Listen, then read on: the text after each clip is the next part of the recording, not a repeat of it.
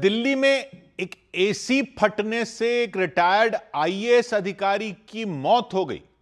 हौस खास इलाके में रिटायर्ड अधिकारी अपने परिवार के साथ वहां रहते थे, उनकी मौत हो गई। उनका बेटा झुलस गया हादसे में।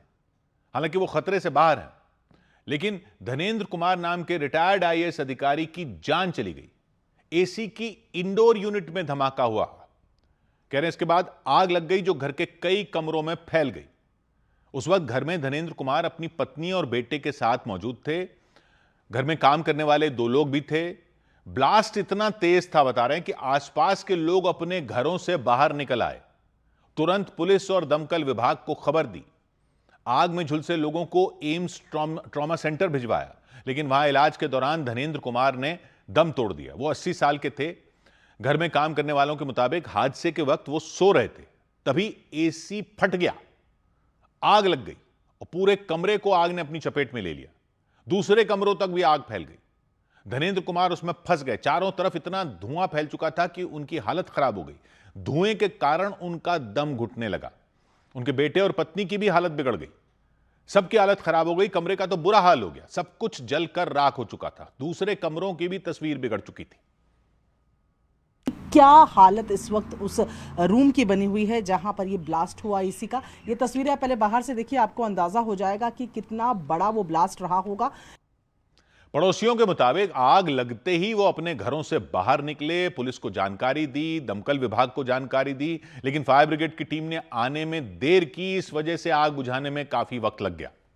बहाना ये दे रहे कि हमको लोकेशन नहीं मिली या गली पतली थी तो हमने मिस कर दी गली। आई डोंट थिंक ऐसा कुछ हुआ, क्योंकि सायरन हमें एक ही बारी सुना है फायर ब्रिगेड का, और जब सुना वो आ गई फायर ब्रिगेड। पुलिस को इस बात का पता लगा रही है कि एसी में आग कैसे लगी, धमाका किस वजह से हुआ। दिल्ली के हौस खास इलाके में उस घटना के बाद कारोबारियों, दुकानदारों, उद्योगों से जुड़े संगठन सीटीआई ने एक एडवाइजरी जारी की। दिल्ली के लाखों व्यापारियों से अपील की कि वो अपनी दुकानों में लगे एसी की तुरंत जांच करवाएं, अपनी फैक्ट्रियों में लगे एसी की तुरंत जांच करवाएं। उसके मुताबिक भीषण गर्मी में पावर लोड लगातार बढ़ रहा है। एसी से जुड़ी समस्याएं भी लगातार बढ़ रही हैं। आमतौर पर तो एसी में धमाका नहीं होता, लेकिन जब होता है तो इतना खतरनाक साबित हो सकता है। इस खतरे को लेकर उसने कारोबारियों को आगाह किया, सलाह दी कि सिर्फ कंपनी वालों से या अच्छे मैकेनिक से ही एसी की सर्विसिंग करवाएं। एसी के इंडोर या आउटडोर यूनिट के नजदीक ऐसी कोई चीज न रखें जिससे आग लगने का खतरा हो।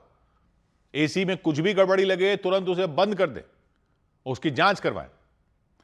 उधर उत्तर प्रदेश के मथुरा में भी एसी में ब्लास्ट होने से एक 4 मंजिला इमारत में आग लग गई। भीषण आग लग गई, बेकाबू हो गई, पूरी इमारत घिर गई। वृंदावन में उस इमारत की पहली और दूसरी मंजिल पर लोग मौजूद थे। तीसरी और चौथी मंजिल में कपड़ों का गोदाम बना है और गोदाम में लगे एसी में अचानक ब्लास्ट हो गया। ब्लास्ट होते ही आग भड़क गई। गोदाम में जो कपड़े रखे थे उनमें आग लग गई। लपटें उठने लगी, धुआं उठने लगा और भीषण आग इमारत की दूसरी मंजिल तक फैल गई। काला धुआं दहशत पैदा करने लगा। इमारत में रहने वाले लोग घबरा गए, डर गए। आनन फानन में लोग इमारत से बाहर निकल आए। कुछ लोगों ने वहां रखे सामान को बाहर फेंकना शुरू कर दिया। पास वाली इमारत की छत पर सामान फेंकते हुए नजर आए। कपड़ों की गठरियां फेंकते रहे। वृंदावन के रेतिया बाजार में यह आग लगी, अफरा तफरी मच गई। आग लगने की खबर मिलने पर पुलिस वहां पहुंच गई, दमकल विभाग की टीम पहुंच गई। दमकल कर्मियों ने कड़ी मेहनत की, पानी की बौछार की, घंटों तक पानी की बौछार की, तब जाकर आग पर काबू पाया गया।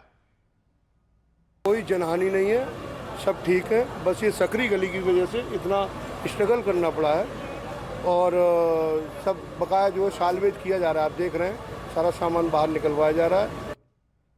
तो रात की बात यही रही, जैसे उन्होंने बताया कि कोई जनहानि नहीं, लोग इसकी चपेट में आने से बाल बाल बच गए, लेकिन आग लगने की वजह से गोदाम के मालिक को भारी नुकसान उठाना जरूर पड़ा। अनुमान जताया गया 20 से 25 लाख रुपए का नुकसान उठाना पड़ा इस आग में।